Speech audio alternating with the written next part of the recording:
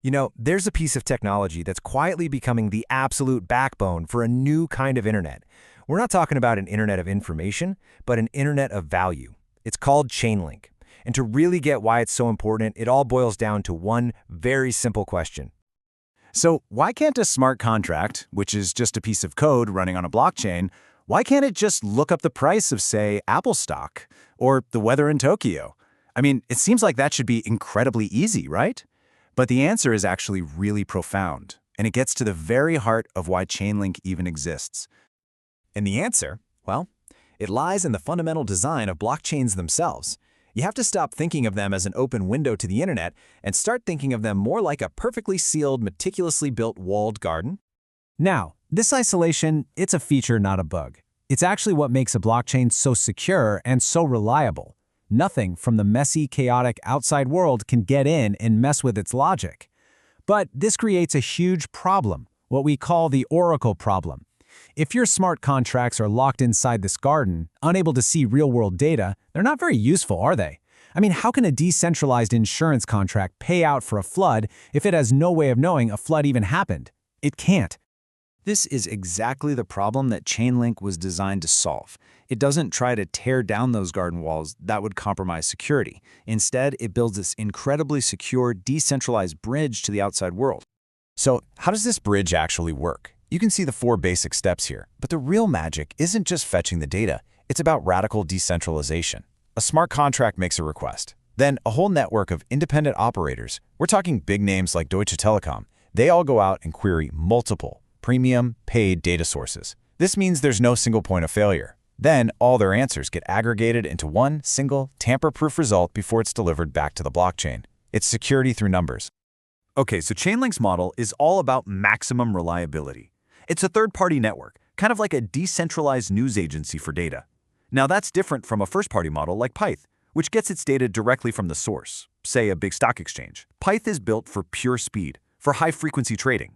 Chainlink, on the other hand, is built to be the most robust, most trustworthy standard for the entire market. It's just different tools for different jobs.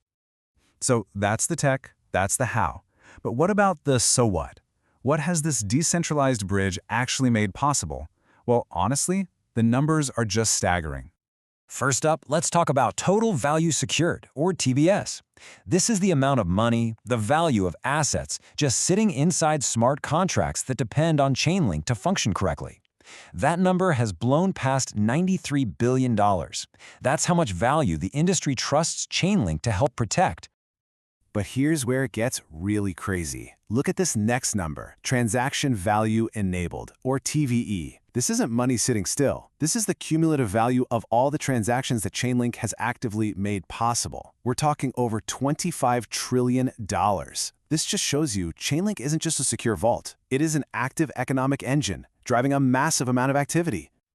And that engine is powering a huge ecosystem. We're at over 2,400 projects that have integrated Chainlink. Now, as you can see, it is the absolute backbone of decentralized finance. That's 41% of its use. But its reach goes so much farther into NFTs, gaming, and as you can see, a growing sliver for enterprise use cases. And that little enterprise slice? That's where the story goes from being about crypto to being about, well, the entire world. Chainlink is no longer just a tool for Web3, it's building the bridge to the very heart of the global financial system. And I'm not exaggerating. We are talking about the biggest names in finance. SWIFT, the network that connects more than 11,000 banks all over the world, is using Chainlink's CCIP protocol to create a standard way for all those banks to talk to any blockchain. Then there's the DTCC, the institution that settles trillions of dollars for Wall Street. They're using CCIP as a secure layer to bring their data on-chain. Major banks like ANZ are using it for tokenized assets. The key takeaway here is this. Chainlink isn't forcing these giants to change. It's building the tools to meet them right where they are. All of these partnerships are pointing towards one of the biggest trends in all of finance, tokenizing real-world assets, or RWAs. We're talking about putting things like stocks, bonds, even real estate onto a blockchain.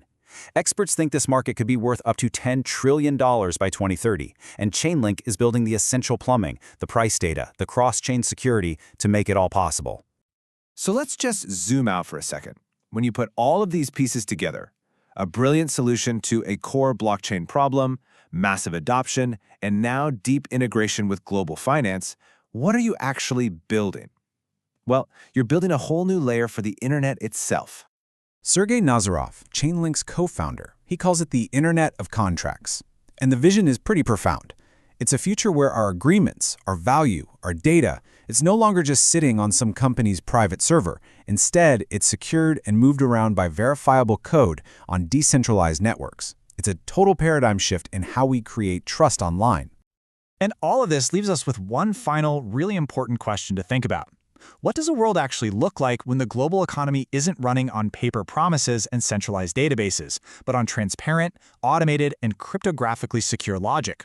What happens when the world's value runs on verifiable code? That is the future Chainlink is building a bridge to, right now.